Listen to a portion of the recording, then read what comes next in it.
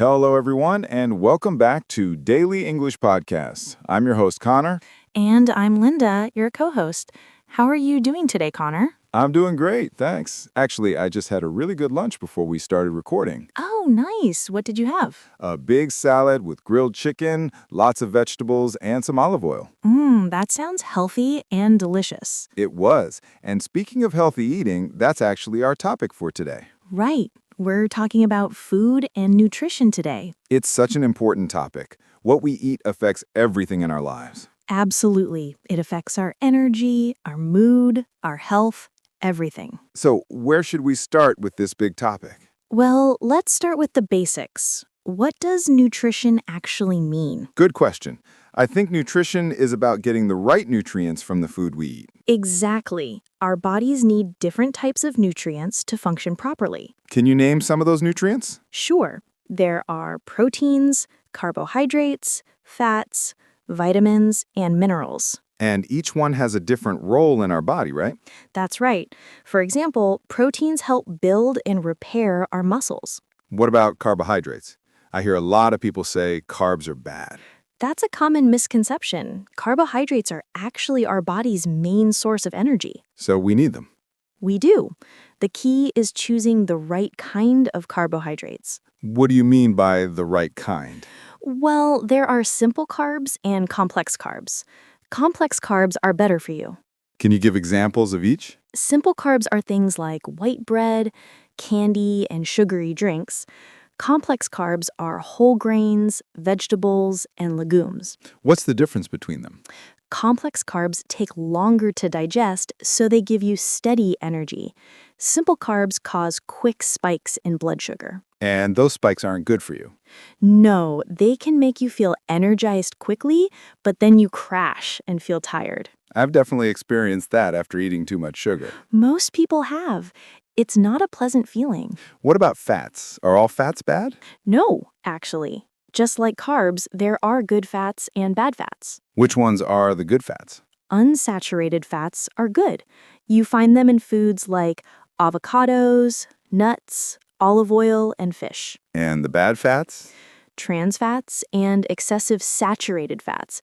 These are in fried foods, processed snacks, and fatty meats. So we shouldn't avoid all fats, just the unhealthy ones. Exactly. Our bodies actually need some fat to function properly. What do fats do for our body? They help absorb vitamins, provide energy, and support cell growth. Plus, they make food taste good. That last part is important too. Food should be enjoyable. Definitely. If healthy food doesn't taste good, it's hard to stick to a healthy diet. Let's talk about portion sizes. How important are they? Very important. Even healthy food can be unhealthy if you eat too much of it.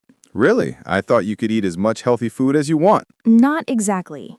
Your body can only use so many nutrients at once. The rest gets stored as fat. So portion control matters even with good food. It does. Everything in moderation is a good rule. How do you know what a proper portion size is? There are general guidelines. For example, a serving of meat should be about the size of your palm. That's a helpful way to visualize it. Yes, and a serving of carbs like rice or pasta should be about the size of your fist. These are easy ways to remember without measuring everything. Exactly. You don't want eating to feel like a math problem. What about vegetables? Can you eat as many as you want? Pretty much yes. Vegetables are low in calories and high in nutrients. So fill up on vegetables. That's good advice. They should make up a large portion of your plate. Let's talk about meal timing. Does it matter when you eat? It can matter, yes. Your body processes food differently at different times. I've heard people say breakfast is the most important meal. Is that true? It's debated, but breakfast can be important. It breaks your overnight fast and gives you energy for the day. What if you're not hungry in the morning? Then you shouldn't force yourself to eat. Listen to your body's hunger signals. Some people skip breakfast and do intermittent fasting now.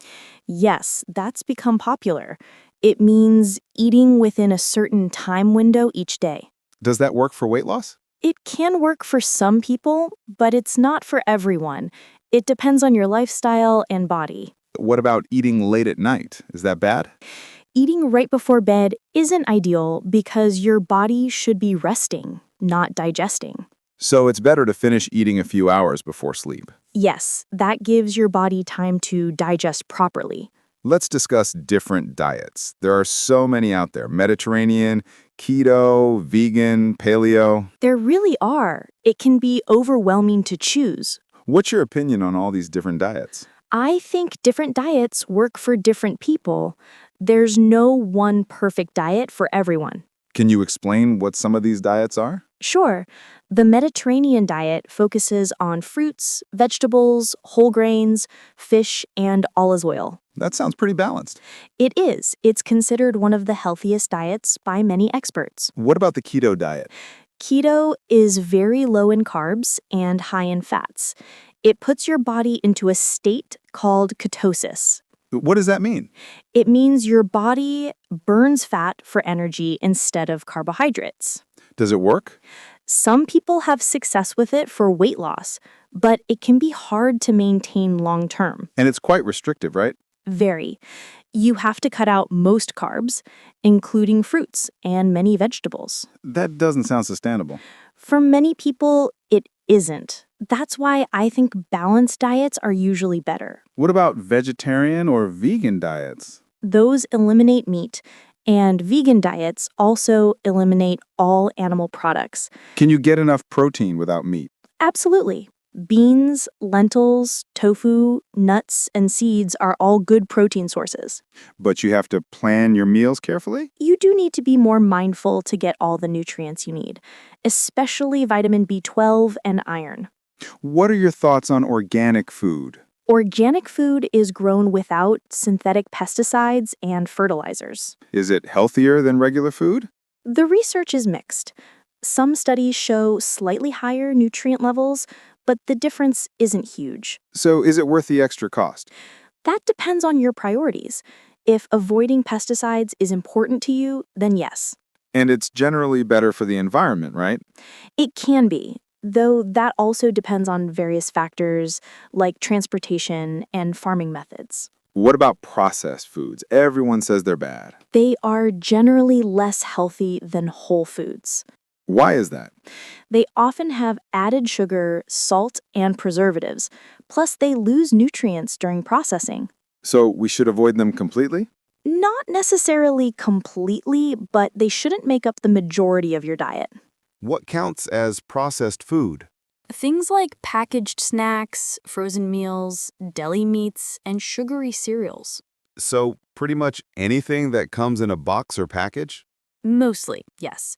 The more ingredients on the label, the more processed it usually is. What's a good rule of thumb? If you can't pronounce the ingredients or don't know what they are, it's probably highly processed. That's easy to remember. Let's talk about hydration. How important is drinking water?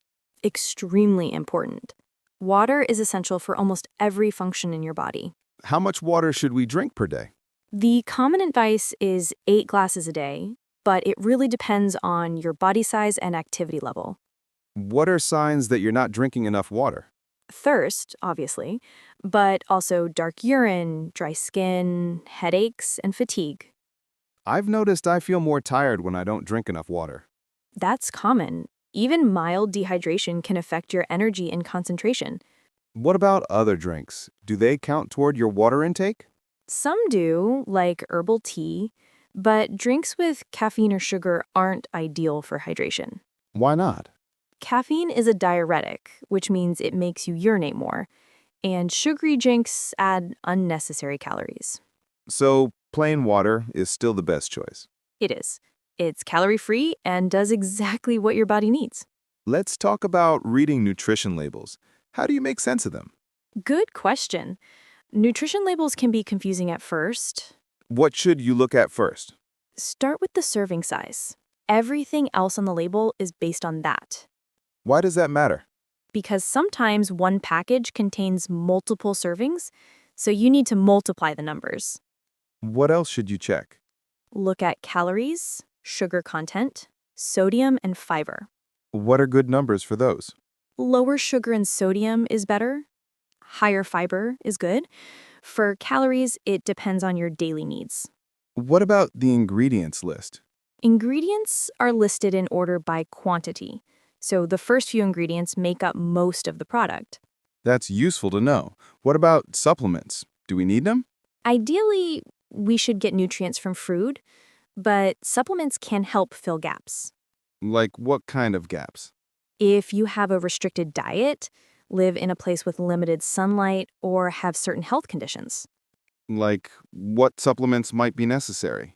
Vitamin D if you don't get enough sun, B12 for vegans, iron for some women, omega-3 for people who don't eat fish. Should everyone take a multivitamin?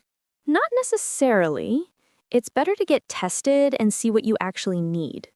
Can you take too many vitamins? Yes, some vitamins can be harmful in large doses. More isn't always better. So consult with a doctor before starting supplements. That's the safest approach, definitely. Let's talk about emotional eating. Do you think food and emotions are connected? Oh, absolutely. Many people eat in response to emotions rather than hunger. What do you mean? Like eating when you're stressed, sad, bored, or even happy. I definitely eat more when I'm stressed, That's very common. Food can be comforting in the short term. but it's not a good coping mechanism. Not really, because it doesn't solve the underlying problem, and it can lead to unhealthy habits.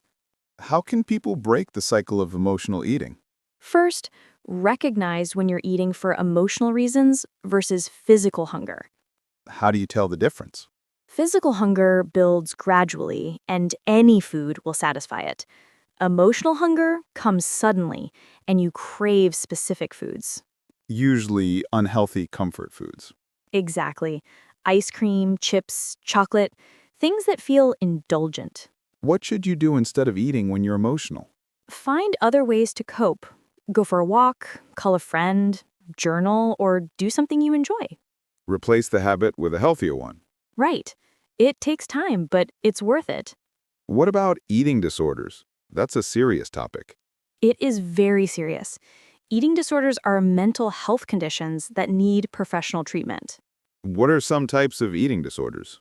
Anorexia, bulimia, and binge eating disorder are the main ones. What causes them?